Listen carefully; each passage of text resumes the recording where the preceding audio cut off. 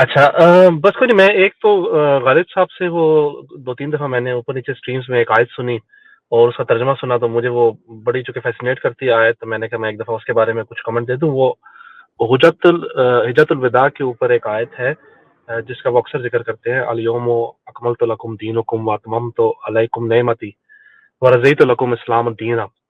ये वो आयत है जिसका अक्सर ज़िक्र करते हैं, लेकिन इसकी ट्रांसलेशन जो है ना वो मुझे इसलिए बड़ी इंटरेस्टिंग लगती है कि जब मैं सोर्सेज़ देखता हूँ और कहता हूँ कि यार यूजुअली लोग इसको ट्रांसलेट कैसे करते हैं, तो उसका तर्जुमा करते हैं कि आज हमने तुम्हारे लिए दीन को मुकम्मल कर दिया और अतममतु अलैकुम नेमती, और तुम्हारे ऊपर नेमतें तमाम कर दी और तुम्हारे लिए राज़ी हो गए, इस्लाम के दीन के तौर पर राज़ी हो गए इसके साथ। लेकिन एक्चुअली ये अगर आप इसके तर्जुमे को गौर से देखें तो जो इसमें ज़मीरें इस्तेमाल हुई हैं वो ते के ऊपर पेश है, और आम तौर पे जब आप ते के ऊपर पेश के साथ लिखते हैं, जैसे हम कहते हैं अतममतो या अकमलतो, तो इसका मतलब ये नहीं होता हमने किया है, इसका मतलब होता है मैंने किया है। और अगर आप उसका कॉन्टेक्स्ट सोचें कि ये जब आयत नाज़िल हुई तो हिज्जतुल विदा है, और हिज्जतुल विदा के ऊपर जो नबी हैं वो हैं अपनी ऊँटनी के ऊपर सवार हैं, कस्बा के ऊपर, और वो वहाँ से पढ़ रहे हैं। तो अब इमेजिन करें कि वो कह रहे हैं कि आज मैंने आज अल-यौम अकमलतु लकुम दीनकुम, तुम्हारे लिए दीन को मुकम्मल कर दिया, तुम्हारे लिए मैंने नेमतों को तमाम कर दिया, और मैं तुम्हारे लिए राज़ी हूँ कि इस्लाम तुम्हारा दीन है। तो ये एक बहुत ही इंटरेस्टिंग कॉन्टेक्स्ट बन जाता है कि भाई क्या ये वाकई कुरान का पार्ट है, या कि कोई ऐसी आयत है जो एक्चुअली कुछ स्पीच थी और बाद में ऐसा लगता है कि वो जो है ना समहाउ कुरान में इंक्लूड हुई है। तो एक एक चीज मुझे ये बड़ी इंटरेस्टिंग लगती है।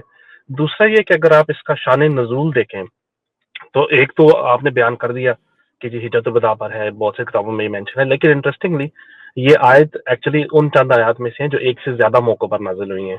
और ये आयत जो है कहा जाता है, और ये दोनों तरफ की हदीसों में ये बात है कि ये गदीर के पर भी नाजिल हुई है। यानी गदीर का मतलब है ये पहले 9 ज़िलहज हिज्जतुल विदा में मैदान अरफात में, और फिर ये आयत जो है वो दोबारा नाजिल हुई है गदीर के मौके के ऊपर 18 ज़िलहज को, यानी कोई 9 दिन बाद। तो 9 दिन बाद भी आयत नाज़िल होती है, और तब भी यही कहा जाता है अल यौमो, यानी आज के दिन। तो भाई ये तो अजीब बात है कि आप 2 दफ़ा एक ही बात कह रहे हैं, और एक बात एक ओकेजन को मेंशन कर रहे हैं कि आज के दिन मैंने कर दिया, फिर आप 10 दिन बाद कह रहे हैं आज के दिन मैंने कर दिया। तो ये बात भी मुझे कभी आज तक समझ नहीं आई कि यार ये क्या माजरा है। तो ये एक है कॉन्टेक्स्ट, लेकिन जब मैं इसको देखता हूँ फिर मैं सोचता हूँ यार कुरान में ऐसी एक्चुअली आयात बड़ी इंटरेस्टिंग और भी मौजूद हैं जिनको मोमिनीन बड़े रेगुलरली इनकाउंटर करते हैं, लेकिन उनके तर्जमे के ऊपर हम इतना गौर नहीं करते। तो जैसे मैं एक दो एग्जांपल्स वैसे इसी तरह की और कोट कर देता हूँ। एक जो है वो है वतइज़्ज़ु मन तशा वतज़िल्लु मन तशा बियदिहिल खैर। अब अगेन इसमें भी अरबी जो है वो बड़ी इंटरेस्टिंग है।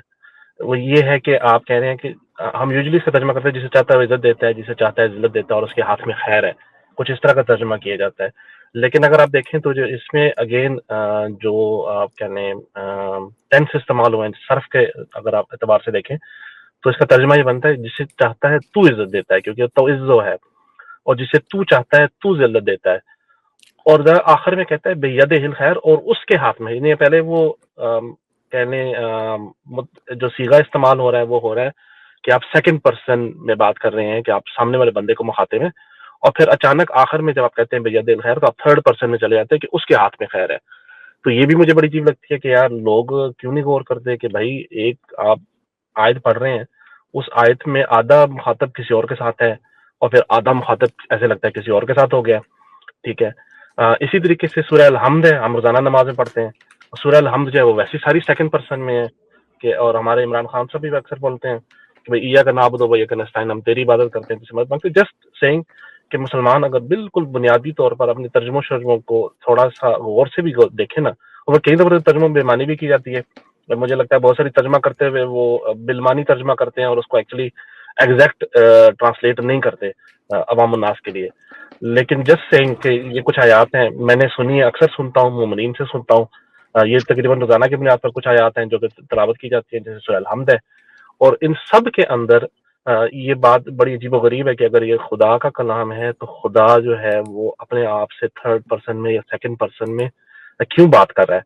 मतलब या तो आप कुल के साथ बात करें, जैसे कुल हुवल्लाहु अहद है कि आप कह दें, इंस्ट्रक्शन दे रहे हैं कि जी आप कह दीजिए कि अल्लाह एक है, तो वो तो समझ आती है। उसके बाद आप इसको कंटिन्यू कर लें उस नोटेशन को कि आप सेकंड और थर्ड पर्सन में खुदा को मुखातब करें। लेकिन रेगुलर आयात में ये है کہ اس طرح سے مخاطب کیا گیا ہے. تو جسٹ وانٹیڈ ٹو سے، کیونکہ میں نے 2-3 دفعہ غالب صاحب کے منہ سے سنی، تو I wanted to just bring it to like light کہ اس کی ٹرانسلیشن جو ہیں یہ کیسے تھوڑی سی مختلف ہیں جیسے بیان کی جاتی ہے اس سے.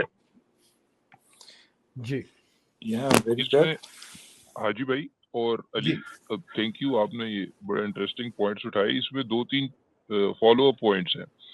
ایک تو یہ ہے کہ یہ جو آیت ہے الیوم اکملت والی، یہ آیت کا ایک چھوٹا سا حصہ ہے اور یہ آیت ریلیٹیولی بڑی لمبی آیت ہے.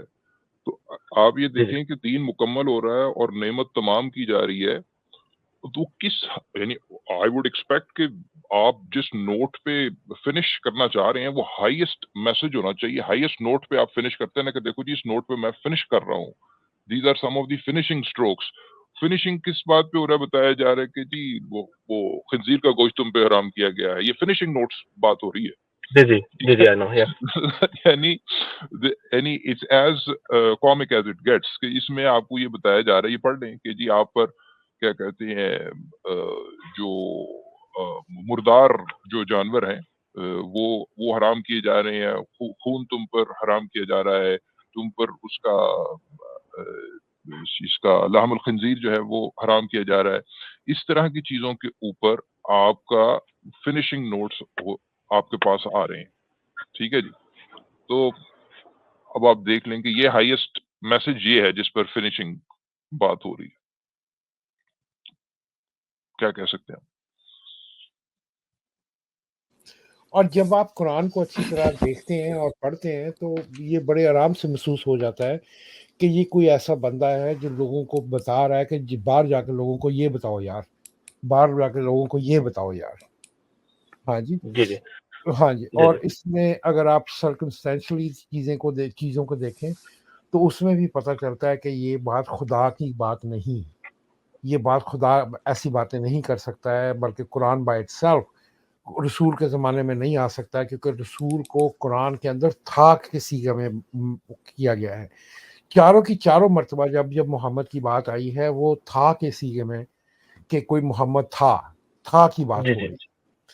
ٹھیک ہے نا. اس سے بھی آپ کو پتہ چل جاتا ہے. پھر آگے چل کے اگر آپ اس کو آگے بڑھاتے ہیں تو آپ کو یہ پتہ چلتا ہے کہ یہ پہلے جو تھے، جو یہ عربی جب کٹھے ہوئے ہیں تو جو ان کی جو یا کتاب بنا رہے تھے یا جو بھی کچھ وہ کر رہے تھے، تو اس کے اندر جو لوگ العزا اور منات وغیرہ کو اللہ کی بیٹیاں مانتے تھے وہ بھی اس میں شامل تھے. جب انہوں نے دیکھا کہ سامنے والے لوگ کھڑے ہو گئے بھی تم تو کیا نام ہے اس کا اسلام کے اندر تم تو یہ بھی اندر ڈال رہے ہو، اور بعد میں پھر دوسری آیت کو جب آپ پڑھتے ہیں تو اس میں یہ لکھا جاتا ہے کہ کیا نام ہے کہ شیطان آ گیا تھا اس وقت رسول کے زمانے میں، رسول کے زبان کے اندر شیطان آ گیا تھا. ٹھیک ہے نا. اس سے ہمیں ایوولوشن کا پتہ چلتا ہے کہ قرآن کی ایوولوشن اب بار بار ہوتی رہی ہے، آگے آتے رہے ہیں. جس طرح ان کے حالات بدلتے رہے ہیں اس طرح وہ آیات جو ہیں وہ منسوخ کرتے رہے. اچھا، اس میں نا جو سبسٹینشیل سے بات کر رہے تھے کہ اس موقع کے اوپر اس سے آگے پیچھے جو باتیں ہوئی بڑی انٹرسٹنگلی، اگر آپ حجت الوداع کو لیں اور آپ غدیر کو لیں تو ان دونوں موقعوں کے اوپر نا یہ آیت بھی کوٹ کی جاتی ہے اور یہ بھی کہا جاتا ہے کچھ حدیثیں جو ہیں وہ نازل ہوئی ہیں جو ان موقع پر ہیں. وہ ان حدیث میں سے ہیں جو کہ اس ٹائم آڈینس بہت بڑی تھی حج کے اوپر بھی اور غدیر کے اوپر بھی، تو وہ بڑی متواتر کوٹڈ احادیث میں شمار کی جاتی ہیں کہ یار بڑی تواتر کے ساتھ احادیث آئی ہیں. ان میں سے ایک جو ہے نا وہ ایک بہت ہی ایک بڑا ٹاپک ہے. میں ابھی اس اوپر کو چھیڑنا نہیں چاہ رہا لیکن ایک اشارہ دینا چاہ رہا ہوں. ان میں سے ایک حدیث ہے جسے کہتے ہیں حدیث ثقلین، دو بھاری چیزوں والی حدیث. تو اس میں اسی سپیچ کے بعد جو نبی تھے انہوں نے کہا کہ میں تمہارے درمیان دو بھاری چیزیں چھوڑ کے جا رہا ہوں. ایک میں قرآن چھوڑ کے جا رہا ہوں اور ایک میں اپنی اطرت اور اہل بیت تمہارے درمیان چھوڑ کے جا رہا ہوں.